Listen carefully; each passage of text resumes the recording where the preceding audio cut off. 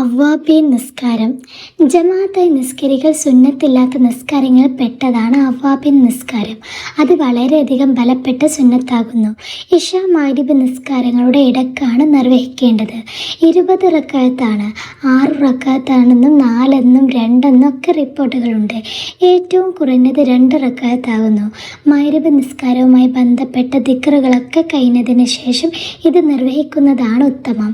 സ്വലാത്തുൽ അവ്വാബീൻ എന്നതിൻ്റെ അർത്ഥം അള്ളാഹുവിലേക്ക് ഖേദിച്ച് മടങ്ങുന്നവരുടെ നിസ്കാരം എന്നാണ്. ആരെങ്കിലും ഇശ മഗ്‌രിബിനിടയിൽ 20 റക്അത്ത് നിസ്കരിച്ചാൽ അള്ളാഹു സ്വർഗത്തിൽ അവനൊരു വീടിനെ നിർമ്മിക്കുന്നതാണ്. നബി സല്ലല്ലാഹു അലൈഹി വസല്ലമ പറഞ്ഞു, മഗ്‌രിബിന് ശേഷം 6 റക്അത്ത് അവക്കിടയിൽ സംസാരം കൊണ്ട് വേർപ്പെടുത്താതെ വല്ലവന് നിസ്കരിച്ചാൽ അവ അവന് 12 വർഷത്തെ ഇബാദത്തിനോട് തുല്യമാകുന്നതാണ്. അതുപോലെ ഇശ മഗ്‌രിബിനിടയിൽ നബി സല്ലല്ലാഹു അലൈഹി വസല്ലമ 6 റക്അത്ത് അവ്വാബീൻ നിസ്കാരം നിർവഹിച്ചതായി നിവേദനം ചെയ്യപ്പെട്ടിട്ടുണ്ട്.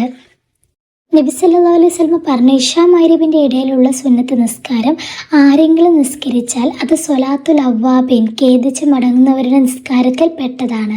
മറ്റൊരു ഹദീസിൽ ഇപ്രകാരം നിവേദനം ചെയ്യപ്പെട്ടിട്ടുണ്ട്, ആരെങ്കിലും ജമാഅത്ത് പള്ളിയിൽ ചെന്ന് ഇശ മഗ്‌രിബിൻ്റെ ഇടയിൽ നിസ്കാരവും ഖുർആൻ പാരായണവുമല്ലാതെ മറ്റൊന്നും സംസാരിക്കാതെ ഭജനമിരുന്നാൽ സ്വർഗത്തിൽ അവന് അള്ളാഹു 2 കൊട്ടാരങ്ങൾ നിർമ്മിക്കുന്നതാണ്. ഓരോ കൊട്ടാരത്തിൻ്റെയും ദൂരം 100 വർഷത്തെ യാത്രാ ദൂരമാണ്. അത് രണ്ടിനുമിടയിൽ അവന് വേണ്ടി ധാരാളം വൃക്ഷങ്ങൾ നട്ടുപിടിപ്പിക്കുന്നതുമാണ്. ഭൂമിയിലുള്ളവരെല്ലാം അതിൽ കൂടി ചുറ്റി സഞ്ചരിക്കുകയാണെങ്കിൽ തന്നെയും അത് അവർക്ക് വിശാലമാകുന്നതാണ്.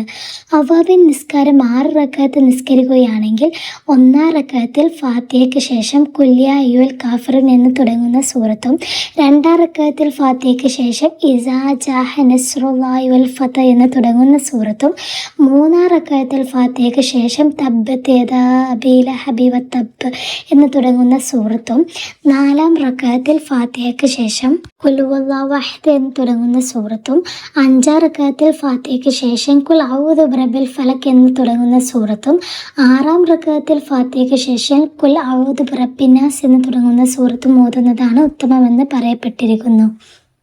2 റക്അത്ത് നിസ്കരിക്കുമ്പോൾ 1-ാം റക്അത്തിൽ ഫാത്തിഹയ്ക്ക് ശേഷം സൂറത്തുൽ കാഫിറൂനും 2-ാം റക്അത്തിൽ ഫാത്തിഹയ്ക്ക് ശേഷം സൂറത്തുൽ ഇഖ്ലാസും ഓതാവുന്നതാണ്.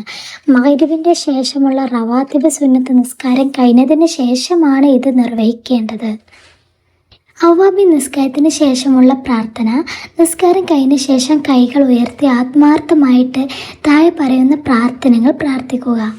അല്ലാഹുമ്മ ഇന്നി അസ്തൗദിഉക ഈമാനി ഫി ഹയാത്തി വഇൻദ മമാത്തി വബഅദ മമാത്തി ഫഹ്ഫിദ് അലയ്യ ഇന്നക അലാ കുല്ലി ഷൈഇൻ ഖദീർ. അല്ലാഹുവേ, എൻ്റെ ജീവിതകാലത്തും മരണസമയത്തും മരണശേഷവും എൻ്റെ ഈമാനെ സത്യവിശ്വാസം കാത്തു സൂക്ഷിക്കാൻ നിന്നെ ഞാൻ ഏൽപ്പിക്കുന്നു.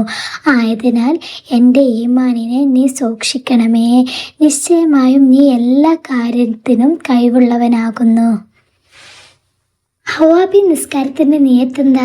ഉസ്വല്ലി സുന്നത്തു അവ്വാബീൻ റക്അത്തൈനി മുതവജ്ജിഹ ഇലൽ ഖിബ്ലത്തി അതാഹ ലില്ലാഹി തആല എന്നോ ഉസ്വല്ലി റക്അത്തൈനി മിൻ സ്വലാത്തിൽ അവ്വാബീൻ മുതവജ്ജിഹ ഇലൽ ഖിബ്ലത്തി ലില്ലാഹി തആല.